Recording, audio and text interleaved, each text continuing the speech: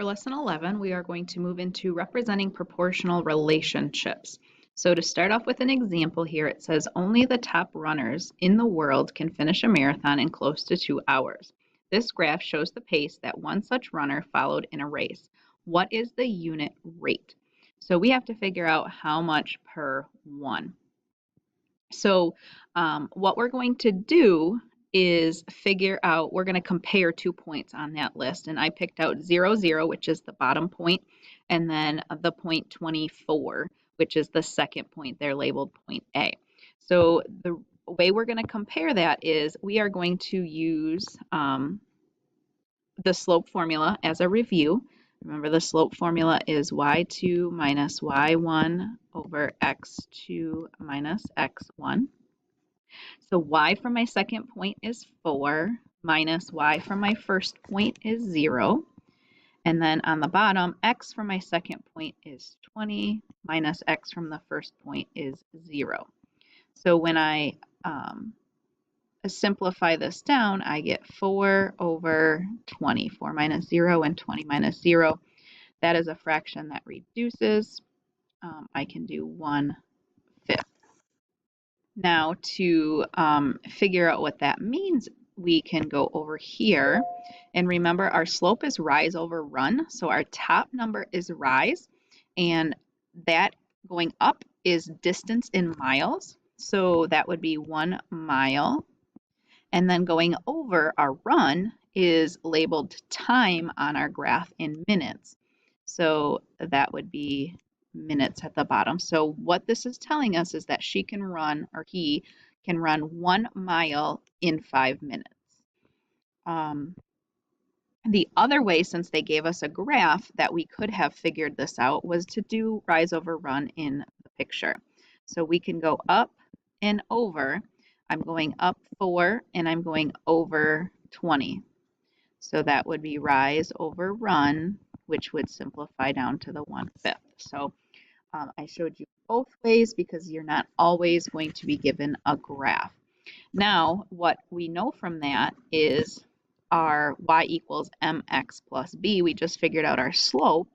We know that y equals 1/5 x. M is 1/5. And then we can look at the graph and figure out what our y-intercept is. It's 0, so that would have a plus 0 at the end, but that doesn't change anything, so we don't want to write that plus 0. All right, now for a little bit of a review here, proportional relationships. We spent quite a bit of time in 7th grade on these, but in order to move on, we need to have a refresher here. A proportional relationship is a group of ratios that are equivalent, so different fractions that are equal. And we can check that by doing y divided by x for each pair of points.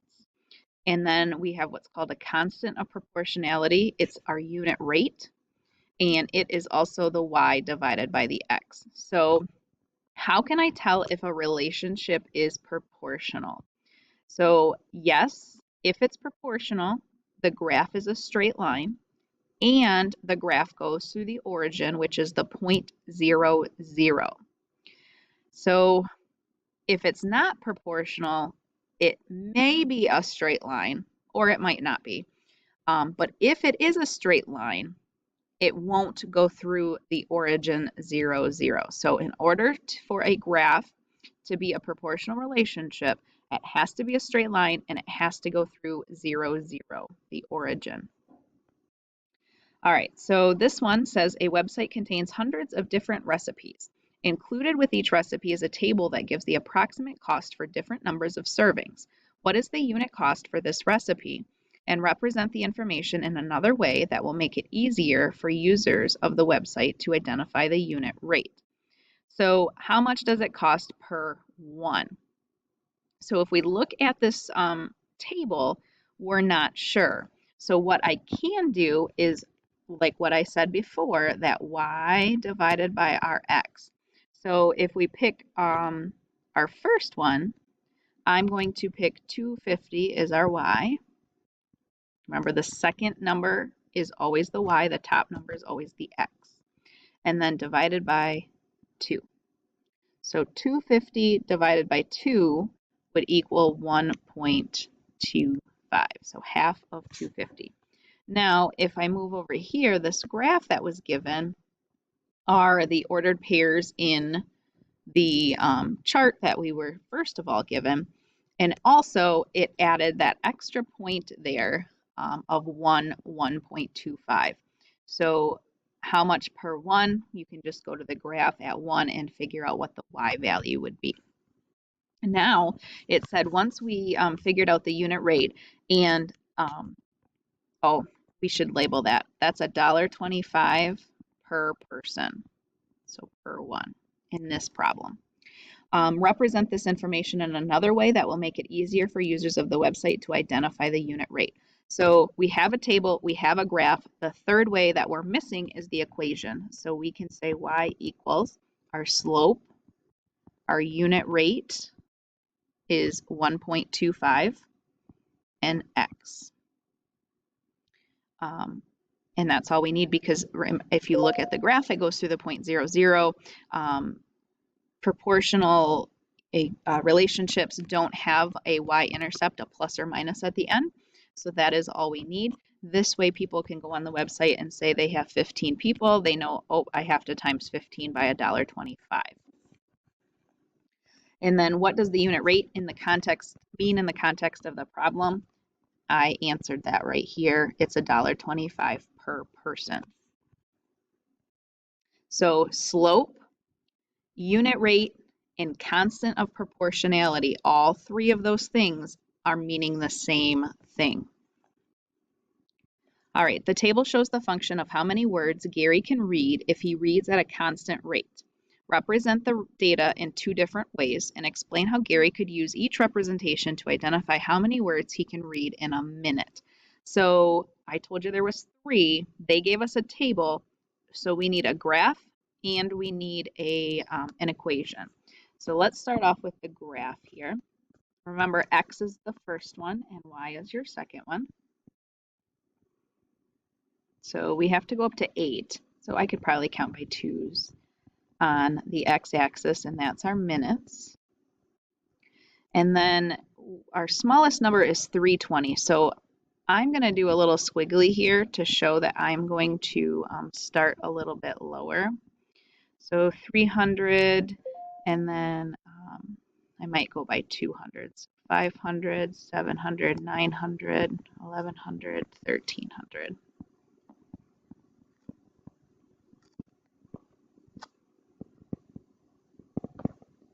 So we want to figure an interval that is the smallest that we can possibly fit, but yet not be so spread out that we can't read it very well.